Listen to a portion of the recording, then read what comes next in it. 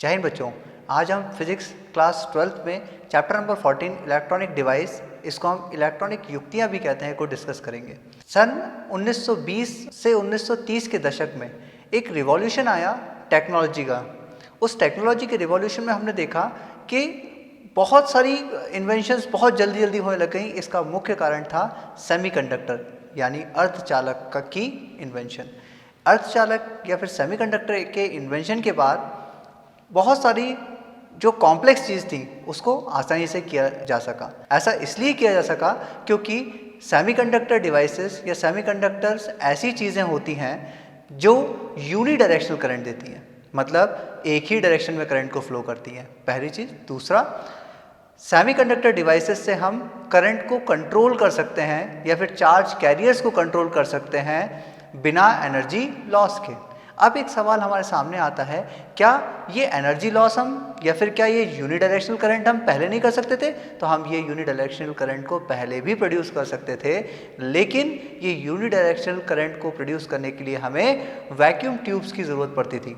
Vacuum tubes ये एक ऐसा अरेंजमेंट होता था जिसमें दो इलेक्ट्रोड्स होते थे, एक कैथोड दूसरा एनोड। मतलब एक को हम नेगेटिव टर्मिनल से कनेक्ट करते थे, दूसरे को पॉजिटिव टर्मिनल से कनेक्ट करते थे, और इनको किसी ग्लास के अंदर हम बंद कर देते थे और उस ग्लास ट्यूब के अंदर हम वैक्यूम क्रिएट करते थे। तो जैसा कि आप इसके अरेंजमेंट से समझ सकते हैं, सबसे पहले हम यहाँ पर फिलामेंट को गर्म करेंगे, जिसके कारण थर्मियोनिक इमिशन से इलेक्ट्रॉन बाहर निकलेंगे कैथोड से और वो एनोड के पास जाएंगे, और ये भी जो करंट है वो यूनिडायरेक्शनल है। लेकिन यहाँ पर जैसा कि आप देख सकते हैं, ये बहुत बल्की था, काफ़ी बड़ा था। दूसरा, ये कांच का बना हुआ था, तो इसके जो रिस्क फैक्टर था वो भी ज़्यादा था। और तीसरी चीज़, क्योंकि यहाँ पर हम फिलामेंट को गर्म करके चार्ज को फ्लो कर रहे थे, तो इसलिए यहाँ पर हम देखते हैं कि यहाँ पे हीट का लॉस भी हो रहा था। लेकिन सेमीकंडक्टर्स में ऐसा कुछ नहीं था। सेमीकंडक्टर ऐसे कंडक्टर्स थे या सेमीकंडक्टर्स ऐसी चीज़ थी जो बहुत छोटी थी और इसकी रिलायबिलिटी भी ज़्यादा थी। ये बहुत सस्ते भी आते हैं, ये बहुत रेडिली अवेलेबल थे और बहुत ज़्यादा बल्कि भी ये नहीं थे। इसलिए सेमीकंडक्टर्स ने एक बहुत बड़ा रिवॉल्यूशन लेके आया टेक्नोलॉजी में। आज हम जो भी चीज़ यूज़ करते हैं, जैसे बल्ब, पहले जो हम बल्ब यूज़ करते थे वो बल्ब काफ़ी ज़्यादा हीट प्रोड्यूस करता था, उसके साथ साथ काफ़ी एनर्जी को भी कंज्यूम करता था। लेकिन आज हम देखते हैं एलईडीज़ में अपन को मालूम है बहुत कम उसका पावर होता है और हमें रोशनी भी उससे बहुत अच्छी मिलती है। इसी तरह से हम देखते हैं टेलीविज़न में आप देखते हैं कैथोड रे ट्यूब लगी होती थी, काफ़ी बड़ी बड़ी टीवीज़ हुआ करती थी, और आज हम देखते हैं उन्हें एलईडी टीवीज़ ने रिप्लेस कर दिया। ये सब पॉसिबल हुआ सिर्फ सेमीकंडक्टर या अर्धचालक की इन्वेंशन के बाद। अब बात आती है अर्धचालक। ये अर्धचालक हैं क्या? जैसा कि नाम से ही समझ में आता है, अर्धचालक मतलब ये कभी कभी अपने चालक की तरह काम करेंगे, कभी कभी ये कुचालक की तरह काम करेंगे। मतलब कभी कभी ये कंडक्टर की तरह काम करेंगे, कभी कभी ये इंसुलेटर की तरह काम करेंगे। मतलब ये कंडक्टर और इंसुलेटर की इंटरमीडिएट स्टेज होती है। जब हम किसी सेमीकंडक्टर को हीट करते हैं तब ये कंडक्टर की तरह काम करने लग जाते हैं, और जब हम इसको नॉर्मल टेम्परेचर से कम टेम्परेचर पे रखते हैं तब ये इंसुलेटर की तरह काम करने लग जाते हैं। तो इसी से हम एक थ्योरेटिकल स्टडी कर सकते हैं कंडक्टर, सेमीकंडक्टर और इंसुलेटर्स की। सबसे पहले बात करते हैं कंडक्टर्स की। तो कंडक्टर्स की स्पेसिफिक रेजिस्टेंस या विशिष्ट प्रतिरोध जो होता है वो होता है 10⁻⁻² ओम मीटर से 10⁻⁻8 ओम मीटर तक, और इसकी कंडक्टिविटी होती है 10⁻² से 10⁻8 सीमेन मीटर इनवर्स तक। अब हम बात करते हैं सेमीकंडक्टर्स की। सेमीकंडक्टर की रेजिस्टिविटी या फिर विशिष्ट प्रतिरोध जो होता है वो 10⁻⁻5 से 10⁻6 ओम इंटू मीटर होता है। जब हम बात करते हैं इसकी कंडक्टिविटी की, तो इसकी कंडक्टिविटी होगी 10⁻5 से 10⁻6 सीमेन मीटर इनवर्स। जब हम बात करते हैं अब इंसुलेटर्स की, इंसुलेटर्स करंट को पास नहीं करते, तो इनकी रेजिस्टिविटी बहुत ज़्यादा होती है। इनकी रेजिस्टिविटी होती है 10⁻11 से 10⁻19 ओम इंटू मीटर, और इनकी कंडक्टिविटी होती है 10⁻11 to 10⁻19 siemens metre inverse. Silicon और जर्मेनियम ये दो ऐसे एलिमेंट हैं जो एक नेचुरल सेमीकंडक्टर्स होते हैं, क्योंकि इनके आउटर मोस्ट शेल में 4 इलेक्ट्रॉन्स होते हैं। अब हम यूज़ करते हैं बोहर के आइडियाज़। हमें नील बोहर ने बताया था किसी भी एटम में न्यूक्लियस सेंटर में होता है और सारे इलेक्ट्रॉन्स उसके आसपास रिवॉल्व कर रहे होते हैं, और इलेक्ट्रॉन्स जो रिवॉल्व कर रहे होते हैं वो अपनी एक डेफिनेट एनर्जी से रिवॉल्व कर रहे होते हैं। मतलब हर ऑर्बिट की एक पर्टिकुलर एनर्जी होती है, हर सब शेल और शेल की एक पर्टिकुलर एनर्जी होती है, और जो इलेक्ट्रॉन उस शेल या सब शेल में रिवॉल्व कर रहे हैं उनकी भी एक पर्टिकुलर एनर्जी होती है। तो जब हम इसका डायग्राम बनाते हैं किसी हाइड्रोजन एटम के लिए तो हम देखते हैं हमें स्ट्रेट लाइंस मिलती हैं एनर्जी की अलग अलग लेवल पे। जैसे फर्स्ट लेवल पे इसकी वैल्यू होगी -13.6 इलेक्ट्रॉन वोल्ट, सेकेंड पे इसकी वैल्यू होगी -3.4 इलेक्ट्रॉन वोल्ट, थर्ड पर -1.51 इलेक्ट्रॉन वोल्ट और फोर्थ पर -0.85 इलेक्ट्रॉन वोल्ट। लेकिन जब हम बात करते हैं किसी क्रिस्टल की, क्योंकि जैसा हमने देखा किसी आइसोलेटेड एटम में सिर्फ इंटरेक्शन होगा इलेक्ट्रॉन और न्यूक्लियस का और इलेक्ट्रॉन्स का दूसरे इलेक्ट्रॉन से जो उसी एटम का पार्ट है। लेकिन जब हम बात करते हैं क्रिस्टल की तो क्रिस्टल कभी भी एक एटम से मिलके बना नहीं होता। क्रिस्टल में बहुत सारे एटम्स होते हैं और बहुत सारे एटम्स होने के कारण हर एक इलेक्ट्रॉन दूसरे इलेक्ट्रॉन पे इंटरेक्शन फोर्स लगाता है और दूसरा एटम का न्यूक्लियस उस इलेक्ट्रॉन पर भी इंटरेक्शन फोर्स लगाता है। तो यहाँ पर हम देखते हैं कि हर एक इलेक्ट्रॉन की एनर्जी अलग अलग होती है। इसको हम इस ग्राफ से समझते हैं। जब हम आइसोलेटेड सिलिकॉन एटम का एनर्जी बैंड देखते हैं या फिर एनर्जी लेवल देखते हैं तो यहाँ पे हम एनर्जी लेवल देखेंगे तो सबका एनर्जी लेवल डिस्क्रीट होगा जब ये आइसोलेट होंगे, मतलब एक अकेला एटम होगा, तब हम देखेंगे कि इसके पास एक पर्टिकुलर एनर्जी होगी। जैसे यहाँ पे देख रहे हैं आप ये स्ट्रेट लाइन से हमें समझ में आ रहा है कि हर एक एटम की एक पर्टिकुलर एनर्जी है। लेकिन जब हम बात करते हैं उन एटम को क्लोज लाने की, मतलब जब हम किसी सिलिकॉन का क्रिस्टल बनाते हैं तो क्रिस्टल बनाने के लिए हमें ज़रूरत है सारे एटम्स को पास लाने की। तो जब हम एटम्स को पास लेके आते हैं, जैसे जैसे हम एटम को पास लेके आते हैं, क्योंकि जैसा मैंने आपको बताया इलेक्ट्रॉन्स का इंटरेक्शन अपने नेबरिंग इलेक्ट्रॉन से भी होता है और नेबरिंग एटम के न्यूक्लियस से भी होता है। तो क्योंकि यहाँ पर इंटरेक्शन हो रहा है तो यहाँ पे हम देखेंगे कि इसका जो बैंड है ये बड़ा होता जाएगा। मतलब फर्स्ट जो लास्ट ऑर्बिट है उसकी एनर्जी भी बढ़ती जाएगी और इसकी एनर्जी भी बढ़ती जाएगी। एक पॉइंट ऐसा आएगा डिस्टेंस कम करने पर जब इन दोनों की एनर्जी सेम हो जाएगी, और उसके बाद जब हम डिस्टेंस को और भी कम करते हैं किसी क्रिस्टल को बनाने के लिए तो हम देखेंगे यहाँ पे हमारे बैंड्स जो होंगे वो अलग अलग हो जाएंगे। एक बैंड नीचे वाला होगा और एक बैंड ऊपर वाला होगा, और जितने भी इलेक्ट्रॉन आउटर मोस्ट शेल में हैं वो ऊपर वाले एनर्जी लेवल से नीचे वाले एनर्जी लेवल में आ जाएंगे। मतलब यहाँ पे सारे इलेक्ट्रॉन्स आके डिपॉजिट हो जाएंगे और ये बैंड पूरी तरह से खाली हो जाएगा। यहाँ पे जितने इलेक्ट्रॉन्स इस सब शेल में थे वो सब इधर आ जाएंगे। तो हम देखेंगे कि यहाँ पर तो इलेक्ट्रॉन होंगे लेकिन यहाँ पर इलेक्ट्रॉन नहीं होंगे, और ये जो दो बैंड्स बने हैं एनर्जी के, इन्हीं बैंड्स को हम बोलते हैं अपर बैंड को कंडक्शन बैंड और लोअर बैंड को वैलेंस बैंड। वैलेंस बैंड को हिंदी में संयोजकता बैंड भी कहते हैं और कंडक्शन बैंड को हम चालक बैंड भी कहते हैं। और क्योंकि इन दोनों बैंड के बीच में कुछ एनर्जी का डिफरेंस होता है, इस एनर्जी को हम फॉरबिडन एनर्जी गैप भी कहते हैं। फॉरबिडन एनर्जी गैप, इसको Eg से रिप्रेजेंट करते हैं। मतलब अगर हम किसी इलेक्ट्रॉन को Eg एनर्जी, जो इसका गैप है, उतनी एनर्जी देंगे तो ये इलेक्ट्रॉन अपनी बैंड से कंडक्शन बैंड में जा सकते हैं। इसी थ्योरी के बेसिस पे सेमीकंडक्टर्स, कंडक्टर्स और इंसुलेटर को पढ़ेंगे। बैंड थ्योरी पढ़ने के बाद अब हम बैंड थ्योरी के बेसिस पे कंडक्टर्स, सेमीकंडक्टर्स और इंसुलेटर्स को देखेंगे। सबसे पहले हम बात करते हैं कंडक्टर्स की। तो कंडक्टर्स के अंदर ऐसा क्या होता है कि उसमें हमें कुछ भी करने की ज़रूरत नहीं पड़ती, सिर्फ हम पोटेंशियल अप्लाई करते हैं और करंट पास होना शुरू हो जाता है। जब हम देखते हैं कंडक्टर्स को तो कंडक्टर्स में कंडक्शन बैंड जो मैंने सॉलिड लाइन से बनाया है वो, और वैलेंस बैंड, ये एक दूसरे पे ओवरलैप्ड होते हैं। तो जैसा मैंने आपको बताया था वैलेंस बैंड में हमेशा इलेक्ट्रॉन रहते हैं, तो वैलेंस बैंड के जो इलेक्ट्रॉन्स होते हैं वो ऑटोमेटिकली कंडक्शन बैंड में पहुंच जाते हैं। तो क्योंकि वैलेंस बैंड के इलेक्ट्रॉन कंडक्शन बैंड में है और जब भी कभी कंडक्शन बैंड में इलेक्ट्रॉन होंगे वो करंट फ्लो करना शुरू कर देगा, वो अपने चार्ज कैरियर्स को फ्लो करना शुरू कर देगा। इसलिए हम देखते हैं कंडक्टर्स में इजीली करंट पास हो जाता है।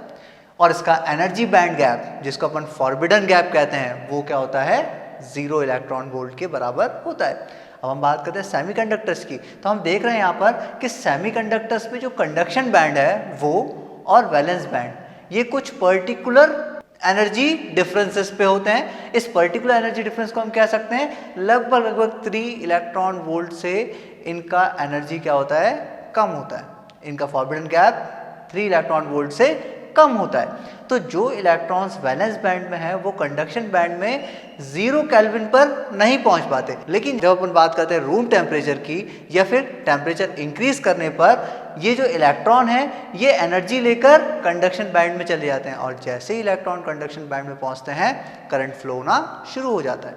जब हम बात करते हैं अब इंसुलेटर या फिर कुचालक की, तो कुचालक में जो कंडक्शन बैंड को मैंने आपको बताया था चालक बैंड और इसको कहेंगे अपन संयोजक बैंड, इसके बीच का एनर्जी गैप 3 इलेक्ट्रॉन वोल्ट से ज़्यादा होता है। मतलब अगर हम चाहते हैं कि यहाँ वैलेंस बैंड का इलेक्ट्रॉन कंडक्शन बैंड में आए तब हमें बहुत ही ज़्यादा एनर्जी इसको देनी पड़ेगी और इसलिए ये कंडक्टर की तरह काम नहीं करता, मतलब इसलिए करंट को फ्लो नहीं करता। अब हम और ज़्यादा बात करते हैं सेमीकंडक्टर के बारे में, तो सेमीकंडक्टर 2 प्रकार के होते हैं। पहला इंट्रिंसिक सेमीकंडक्टर, इसे हम कहते हैं नेज अर्धचालक।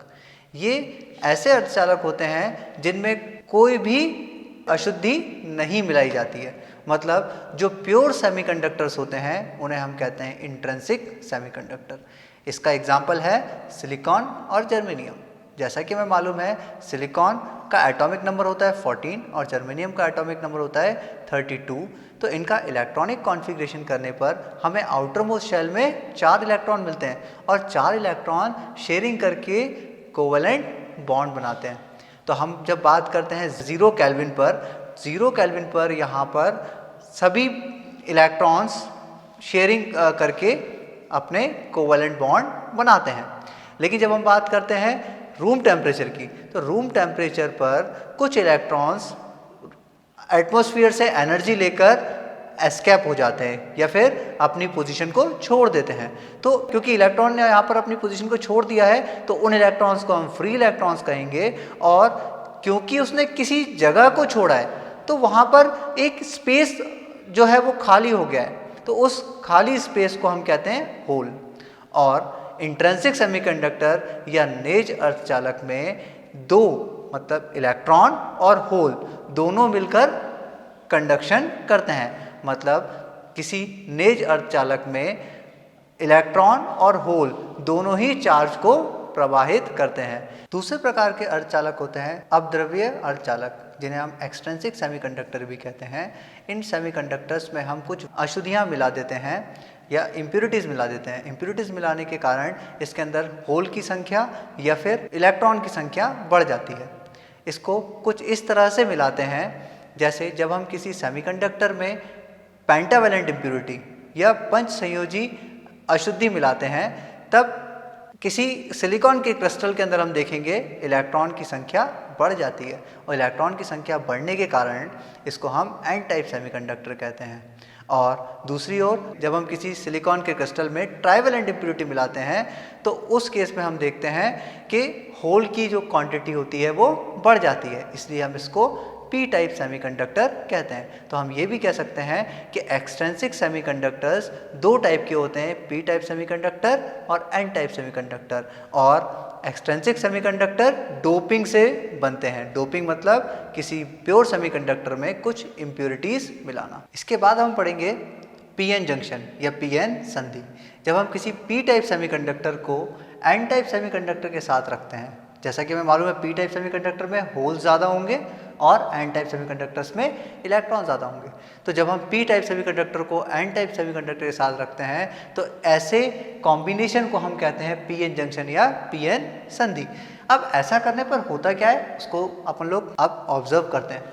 तो यहाँ पे देखिए जब हम पी टाइप सेमीकंडक्टर को एन टाइप सेमीकंडक्टर के साथ रखेंगे, क्योंकि इलेक्ट्रॉन्स जो होंगे वो पॉजिटिव की तरफ जाना पसंद करेंगे, तो यहाँ पे जो इलेक्ट्रॉन होगा वो यहाँ से डिस्प्लेस होके यहाँ आ जाएगा, यहाँ से ये इलेक्ट्रॉन भी डिस्प्लेस होके यहाँ आ जाएगा। ऐसे सारे इलेक्ट्रॉन्स जो होंगे जो दोनों के एन और पी के बीच में होंगे वहाँ पर इलेक्ट्रॉन का ट्रांसफ़र हो जाएगा। और जब इलेक्ट्रॉन का ट्रांसफ़र होगा तब हम देखेंगे यहाँ पर होल क्रिएट हो जाएंगे। कुछ इस तरह से यहाँ पर होल क्रिएट हो जाएंगे। तो यहाँ पे हम देख रहे हैं कि एक तरफ पॉजिटिव वाले, क्योंकि यहाँ से इलेक्ट्रॉन यहाँ आए हैं तो यहाँ पर पॉजिटिव चार्ज क्रिएट हो जाएगा, और यहाँ पर इलेक्ट्रॉन आया तो यहाँ पे नेगेटिव चार्ज क्रिएट हो जाएगा। तो हम कह सकते हैं यहाँ पे एक लेयर बन जाएगी जिसे हम बोलते हैं डिप्लीशन लेयर। जब हम पी एन जंक्शंस को एक साथ रखते हैं बिना पोटेंशियल अप्लाई करे तो इनके बीच में एक लेयर बन जाती है, और इस लेयर को हम बोलते हैं डिप्लीशन लेयर। और क्योंकि यहाँ पर पॉजिटिव है और यहाँ पर नेगेटिव है, तो पॉजिटिव और नेगेटिव होने के कारण यहाँ पे एक पोटेंशियल बैरियर बन जाता है। अगर हम एक्सटर्नल पोटेंशियल को इस बैरियर पोटेंशियल से ज़्यादा रखेंगे तभी यहाँ पर करंट फ्लो करेगा, नहीं तो करंट फ्लो नहीं करेगा। अब हम पीएन जंक्शन को पढ़ेंगे फॉरवर्ड बाइजिंग और रिवर्स बाइजिंग में। पीएन जंक्शन फॉरवर्ड बाइजिंग में हम पी टाइप सेमीकंडक्टर को बैटरी के पॉजिटिव टर्मिनल से और एन टाइप सेमीकंडक्टर को बैटरी के नेगेटिव टर्मिनल से कनेक्ट करते हैं। जैसा कि आप यहाँ पर देख रहे हैं, जब हम पी टाइप सेमीकंडक्टर में पी को बैटरी के पॉजिटिव से और एन को बैटरी के नेगेटिव से कनेक्ट करते हैं, तो यहाँ से जो नेगेटिव चार्ज होते हैं, ये नेगेटिव चार्ज इलेक्ट्रॉन्स को रिपल करते हैं, और रिपल होने के कारण ये जो इलेक्ट्रॉन्स होते हैं वो पी की तरफ जाना शुरू कर देते हैं। और हम ये भी कह सकते हैं कि जो होल्स हैं उनको ये प्लस टर्मिनल है वो रिपल करता है, तो ये होल्स भी एक्सचेंज होने की कोशिश करते हैं। या फिर हम कह सकते हैं कि इलेक्ट्रॉन्स जब इस डिप्लीशन लेयर को क्रॉस कर जाते हैं तो अपना करंट फ्लो होना शुरू हो जाता है। इसको हम सर्किट डायग्राम से कुछ इस तरह समझ सकते हैं। पीएन जंक्शन को हम इस तरह एक्सप्लेन करते हैं, एक इसमें पी टाइप सेमीकंडक्टर को ये ट्राइंगल बताता है और बार को एन टाइप सेमीकंडक्टर बताता है। अब जब हम इसको ऑन करेंगे सर्किट को, तो P जो होगा वो पॉजिटिव से कनेक्ट है, N नेगेटिव से कनेक्ट है अल्टीमेटली। तो हम यहाँ देखेंगे कि यहाँ पर जब पोटेंशियल, जो अप्लाइड पोटेंशियल है, जब वो बैरियर पोटेंशियल से ज़्यादा हो जाता है तब करंट फ्लो होना शुरू हो जाता है। तो हम जब इसका ग्राफ बनाते हैं तो हम देखते हैं कुछ पर्टिकुलर वोल्टेज तक कोई भी करंट नहीं मिलता और उसके बाद हमें करंट मिलना शुरू हो जाता है, और इस टाइप की कैरेक्टरिस्टिक्स को हम बोलते हैं फॉरवर्ड बाइजिंग कैरेक्टरिस्टिक्स। अब हम बात करते हैं रिवर्स बाइजिंग की। रिवर्स बाइजिंग में हम पी टाइप सेमीकंडक्टर को बैटरी के नेगेटिव टर्मिनल से कनेक्ट करते हैं और एन टाइप सेमीकंडक्टर को हम बैटरी के पॉजिटिव टर्मिनल से कनेक्ट करते हैं। तो जब हम ऐसा करते हैं तब देखते हैं क्या होता है। जैसे कि आप यहाँ देख रहे हैं, जब हम एन टाइप सेमीकंडक्टर को बैटरी के पॉजिटिव टर्मिनल से कनेक्ट करेंगे तो हम देखेंगे यहाँ जो पॉजिटिव चार्ज है ये इस नेगेटिव चार्ज इलेक्ट्रॉन्स को अपनी तरफ अट्रैक्ट करेगा, और यहाँ पर जो नेगेटिव ये चार्ज है ये होल्स को यहाँ पर अट्रैक्ट करेगा। तो हम यहाँ पर ये भी कह सकते हैं कि यहाँ पर क्योंकि ये पॉजिटिव होगा, ये इलेक्ट्रॉन्स को अपनी तरफ अट्रैक्ट करेगा, तो यहाँ पे डिप्लीशन लेयर का विड्थ बढ़ता जाएगा। और विड्थ बढ़ने के कारण हम यहाँ पे ये भी चीज़ देखेंगे कि यहाँ पे जो प्लस वाला है वो सारे इलेक्ट्रॉन्स को यहाँ पर अपनी तरफ खींचेगा, और ऐसा अपन कह सकते हैं कि यहाँ के जो इलेक्ट्रॉन्स होंगे वो जाके इन होल्स को न्यूट्रलाइज कर देंगे। तो यहाँ पे हम देखते हैं बहुत आसानी से करंट हमें नहीं मिलेगा। जब हम बहुत ज़्यादा पोटेंशियल अप्लाई करते हैं तो हम देखेंगे कि एक पर्टिकुलर पोटेंशियल पर पहले तो हमें बहुत कम करंट मिलेगा, लेकिन एक पर्टिकुलर पोटेंशियल पर हम देखेंगे हमें करंट की वैल्यू एकदम से बढ़ती हुई दिखेगी। इस पर्टिकुलर पोटेंशियल को हम बोलते हैं जेनर वोल्टेज या जेनर वोल्टता। और इस सिचुएशन में हम देखते हैं जब करंट की वैल्यू एकाएक बढ़ जाती है, धारा का मान एकाएक बढ़ जाता है, तो हम इस पर्टिकुलर पॉइंट पर कह सकते हैं ये एक जेनर ब्रेकडाउन की कंडीशन है। पीएन जंक्शन फॉरवर्ड वाइज और रिवर्स वाइज पढ़ने के बाद अब हम उसके यूजेस पता करेंगे। इसका सबसे अच्छा यूज जो है वो रेक्टिफायर बनाने में है। रेक्टिफायर यानी दिष्टकारी। दिष्टकारी जैसा कि नाम से समझ में आ रहा है, एक ऐसा डिवाइस जो एसी करंट को डीसी करंट में कन्वर्ट करे, मतलब किसी प्रत्यावर्ती धारा को वो दिष्ट धारा में बदल देता है। अब हमें प्रत्यावर्ती धारा को दिष्ट धारा में बदलने की ज़रूरत क्यों पड़ती है? जैसा कि हमें मालूम हम अपने फ़ोन यूज़ करते हैं, मोबाइल यूज़ करते हैं और लैपटॉप्स यूज़ करते हैं। ये सभी डिवाइसेस इलेक्ट्रॉनिक डिवाइसेस हैं, इनको डीसी की ज़रूरत होती है, इसलिए हम इसको चार्जर से चार्ज करते हैं या चार्जर लगा के हम इसको यूज़ करते हैं। तो जो चार्जर हमारा होता है वो एक दिष्टकारी ही होता है, वो एक रेक्टिफायर ही होता है। रेक्टिफायर बेसिकली दो टाइप के होते हैं, एक फुल वेव रेक्टिफायर, दूसरा हाफ वेव रेक्टिफायर। तो पहले हम पढ़ेंगे यहाँ पर हाफ वेव रेक्टिफायर, इसे हम अर्ध तरंग दिष्टकारी भी कहते हैं। जैसा कि नाम से समझ में आ रहा है, ये आधी तरंगों को डायरेक्ट करंट में कन्वर्ट करता है और आधी तरंगों को डायरेक्ट करंट में कन्वर्ट नहीं करता है। इसमें होता क्या है इसको देखते हैं। सबसे पहले यहाँ पर हमने लिया कोई एसी सोर्स, और एसी सोर्स को हमने इंडक्शन कॉइल से कनेक्ट किया एक एक्सटर्नल सर्किट से। इस एक्सटर्नल सर्किट में एक डायोड लगा होता है, पी एन डायोड। और जैसा कि हमें मालूम है जो ऑल्टरनेटिंग करंट होता है वो एक बार हमें पॉजिटिव देता है, एक बार नेगेटिव देता है। प्रत्यावर्ती धारा हमें एक बार पॉजिटिव एक बार नेगेटिव देगा। तो हमने ऐसा मान लिया कि पहले आधे साइकिल में जो पॉजिटिव है वो P से कनेक्टेड है और नेगेटिव जो है वो B पॉइंट से कनेक्टेड है। तो यहाँ पे आप देख रहे हैं जब पॉजिटिव से P कनेक्ट होगा और नेगेटिव से N कनेक्ट होगा तो ये डायोड फॉरवर्ड बाइजिंग में हो जाएगा। और हमें मालूम है फॉरवर्ड बाइजिंग में करंट बहुत आसानी से फ्लो करता है। तो हम देखेंगे हमें आधा रेक्टिफायर मतलब आधा करंट फ्लो होता हुआ दिख जाएगा। अब नेक्स्ट स्टेप की बात करते हैं। तो नेक्स्ट स्टेप में हमें मालूम है अब A जो होगा वो नेगेटिव हो जाएगा, B जो होगा वो पॉजिटिव हो जाएगा। तो अगले हाफ साइकिल में देखिए जब P से नेगेटिव टर्मिनल कनेक्ट है और N टाइप सेमीकंडक्टर से पॉजिटिव टर्मिनल कनेक्टेड होगा तो ये एक रिवर्स वाइज वाली कंडीशन आई। और रिवर्स वाइज वाली कंडीशन में करंट इजीली फ्लो नहीं होता। तो हम देखेंगे कि आधा साइकिल हमारा वेस्ट हो जाएगा, आधा साइकिल यहाँ पर रेक्टिफाई नहीं होगा। तो अब अपन बात करते हैं इसी तरह अगले साइकिल की। तो अगले साइकिल में फिर ये पॉजिटिव होगा और ये नेगेटिव हो जाएगा। तो जब ये नेगेटिव होगा तो फिर से यहाँ पे हम देखेंगे हमें आधा रेक्टिफिकेशन फिर से होता हुआ दिखेगा। इसीलिए क्योंकि यहाँ पर आधी वेव रेक्टिफाई होती हैं या आधी तरंगे दिष्टकारी की तरह काम करती हैं, इसलिए हम इसको अर्ध तरंग दिष्टकारी भी कहते हैं। अर्ध तरंग दिष्टकारी के बाद अब हम पढ़ेंगे पूर्ण तरंग दिष्टकारी। पूर्ण तरंग दिष्टकारी जैसा नाम से समझ में आ रहा है फुल वेव रेक्टिफायर, पूरी वेव को जो रेक्टिफाई करता है उसे हम कहते हैं फुल वेव रेक्टिफायर। जैसा कि आप यहाँ पर देख रहे हैं यहाँ पर फुल वेव रेक्टिफायर में हम एक डायोड की जगह दो डायोड्स को यूज करते हैं। जैसा हमने हाफ वेव रेक्टिफायर में हमने एक डायोड को यूज किया था, यहाँ पे हम दो डायोड्स को यूज करेंगे। यहाँ पे हम बात करते हैं जैसा यहाँ पे हमने AC सोर्स को कनेक्ट किया और ये हमारी एक्सटर्नल सर्किट हो गई। हमने माना कि आधे हाफ साइकिल में पहले A पॉजिटिव पे है और B नेगेटिव पे।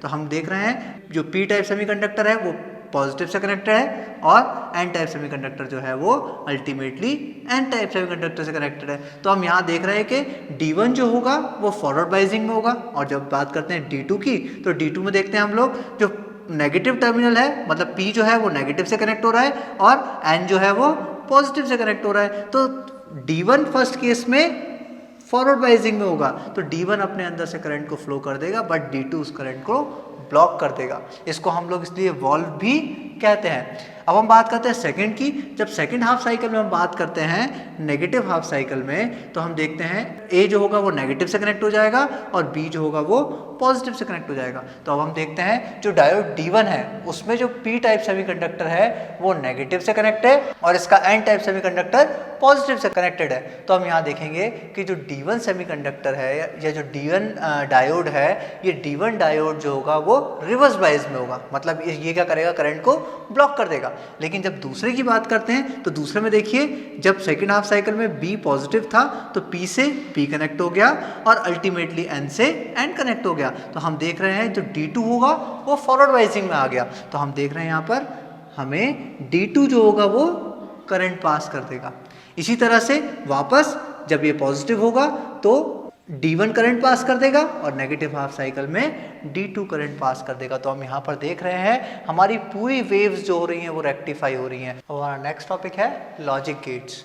जैसा कि आपको नाम से समझ में आ रहा है लॉजिक गेट, ये कुछ ऐसी डिजिटल सर्किट होती हैं जो पर्टिकुलर लॉजिक पे काम करती हैं। ऐसी कुछ सर्किट्स को हम बोलते हैं लॉजिक गेट। इनको सरल भाषा में स्विच भी कह सकते हैं। ये बेसिकली 3 प्रकार की होती हैं और इनके कॉम्बिनेशन से अपन इसको काफ़ी तरह से रिप्रेजेंट कर सकते हैं, लेकिन ये बेसिक इसके 3 प्रकार होते हैं। उसमें पहला प्रकार है ऑर गेट। ऑर गेट एक ऐसा गेट होता है जिसमें 2 इनपुट होते हैं, मतलब 2 अंदर जाने के लिए सिग्नल होते हैं और एक आउटपुट होता है जो हमने यहाँ पर बताया हुआ है। इसकी इंटरनल सर्किट कुछ इस तरह की होती है जैसा यहाँ पे हम देख रहे हैं। अगर हम किसी सर्किट में एक बल्ब लगाएं और 2 स्विचेस रखें A और B और उसमें एक बैटरी को कनेक्ट करें, तो अगर हम पहले जब दोनों स्विच को ओपन रखेंगे, मतलब हमने इन दोनों स्विचेस को ऑफ किया हुआ है, तो हम देखेंगे यहाँ पर करंट पास नहीं होगा। तो जब करंट पास नहीं होगा तब ये बल्ब चालू नहीं होगा। अगर करंट यहाँ तक पहुँचेगा तो बल्ब चालू नहीं होगा। बल्ब चालू नहीं होगा तो उसको हम रिप्रेजेंट करेंगे 0 से, मतलब हमने दोनों को ऑफ रखा। ऑफ को यहाँ पे हम 0 से रिप्रेजेंट करेंगे और ऑन को यहाँ पर हम 1 से रिप्रेजेंट करेंगे। अब इसके बाद हमने क्या किया, बी को ऑन कर दिया। बी को क्लोज करने पर हम देखेंगे कि यहाँ पे जो करंट आएगा वो यहाँ पर आएगा, यहाँ से करंट स्प्लिट हो जाएगा ए और बी में। बी के ऊपर से करंट पास होके चले जाएगा, लेकिन ए के ऊपर से करंट पास नहीं होगा। तो ए बी के अंदर से जब करंट पास हो जाएगा तो हम देखेंगे ये बल्ब ग्लो करना शुरू कर देगा। तो हमने क्या देखा, जब हमने ए को ऑफ किया तो ए की जगह 0 और बी को ऑन किया तो बी की जगह 1, तो हमने देखा कि करंट जो था वो एक्सटर्नल सर्किट में पास हुआ और बल्ब जलने लग गया। इसलिए यहाँ पे भी हम इसको रखेंगे 1। यहाँ पर हम ऑन को 1 से रिप्रेजेंट करेंगे और ऑफ को 0 से। अब हम सेकंड केस करते हैं, हमने बी को ऑफ किया, ए को ऑन किया। तो जब हम ए को ऑन करेंगे तो हम देखेंगे बी के ऊपर से करंट नहीं जाएगा, लेकिन ए के ऊपर से करंट इजीली फ्लो कर जाएगा और इस केस में भी हमें बल्ब जलता हुआ मिलेगा। तो हम यहाँ पे रखते हैं 1। जब भी ये बल्ब जलेगा हम 1 रखेंगे। अगले केस में जब हम इन दोनों को ऑन करेंगे तो जब हम देखेंगे कि करंट जो होगा वो ए के ऊपर से भी पास होगा और बी के ऊपर से भी पास होगा, और यहाँ पे हम देखेंगे यहाँ पे हमें फिर से बल्ब ग्लो होता हुआ दिखेगा। तो यहाँ पर भी हम रखेंगे 1। अब ये जो हमने टेबल बनाया है, इस टेबल को हम बोलते हैं ट्रुथ टेबल, या फिर इसको कहते हैं सत्यापन सारणी। और इस सत्यापन सारणी से आप क्या देख रहे हैं, 0 + 0 0, 0 + 1 1, 1 + 0 1 एंड 1 + 1 2 होता है, लेकिन यहाँ पे हम 1 रख रहे हैं क्योंकि मैंने आपको बताया ये डिजिटल सर्किट्स होती हैं। तो डिजिटल सर्किट किस पे काम करती हैं, बाइनरी नंबर पे काम करती हैं। तो बाइनरी नंबर्स पे 1 + 1 2 नहीं होता, 1 + 1 1 होता है और कैरी ओवर 1। तो यहाँ पे 1 + 1 1। तो यहाँ पे हम देख रहे हैं कि यहाँ पर ए के सिग्नल और बी के सिग्नल्स ऐड हो रहे हैं। तो यहाँ पे जो अपना एक्सप्रेशन बना है उसे हम बोलते हैं बूलन एक्सप्रेशन या बूलन व्यंजक। इसको हम a + b से डिनोट कर सकते हैं। इस टाइप के गेट्स को हम बोलते हैं OR gate. Second type logic gate का होता है एंड गेट। एंड गेट भी और गेट की तरह ही होता है। इसमें 2 इनपुट होते हैं, एक आउटपुट होता है। जैसा कि यहाँ पे हमने देखा है a और b इनपुट हो गए और आउटपुट हमारा y। अब इसकी जो इंटरनल सर्किट होती है वो कुछ इस डायग्राम से हम समझ सकते हैं। जब हम इस सर्किट में A और B दोनों स्विचेस को ऑफ रखेंगे तो हम देखेंगे दोनों स्विचेस की वैल्यू 0। तो ये क्या बल्ब ग्लो होता हुआ दिखेगा, नहीं दिखेगा। तो इसको हम लिखेंगे 0। अब हमने सेकंड केस में A को ऑफ रखा, B को ऑन किया।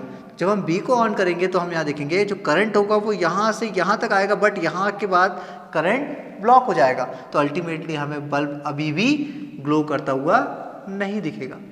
सेकंड केस में हमने B को ऑफ कर दिया और A को ऑन किया। ऐसा करने पे हम देखेंगे कि हमारे जो चार्ज होंगे वो B तक तो जाएंगे लेकिन B के आगे नहीं जाएंगे।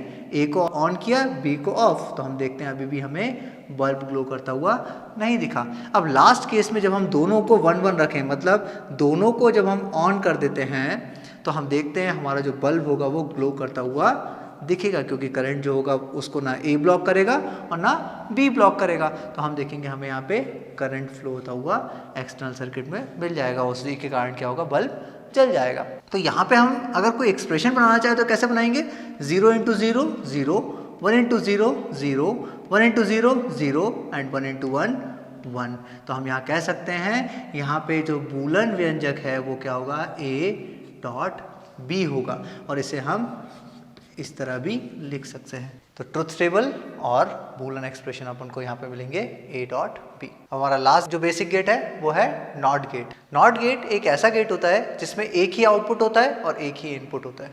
मतलब यहाँ पे हम देख रहे हैं एक ही इनपुट है और एक ही आउटपुट है। इसमें ये नॉट गेट का जैसा नाम से समझ आ रहा, नॉट मतलब ये जो होगा वो हमेशा उल्टा काम करेगा। जब हम इसको करंट प्रोवाइड करेंगे तभी हमें आउटपुट 0 देगा, और जब हम इसको इनपुट 0 देंगे तो ये आउटपुट हमें 1 देगा। इसी गेट को हम इन्वर्टर भी कहते हैं। जैसा कि यहाँ पे देख रहे हैं, जब हम इसको कोई भी करंट देंगे तभी हमें 1 देगा, और इसमें जब हम इसको कुछ चार्ज देंगे या करंट देंगे तभी हमें 0 देगा। तो इसी से हम समझ सकते हैं कि इसका जो बूलन समीकरण है या बूलन व्यंजक है वो आएगा A⁻⁴ या A का कॉम्प्लीमेंट। मतलब हमेशा ये उल्टा काम करेगा। बच्चों, आई होप आपको ये सभी टॉपिक समझ में आए होंगे। Thank you.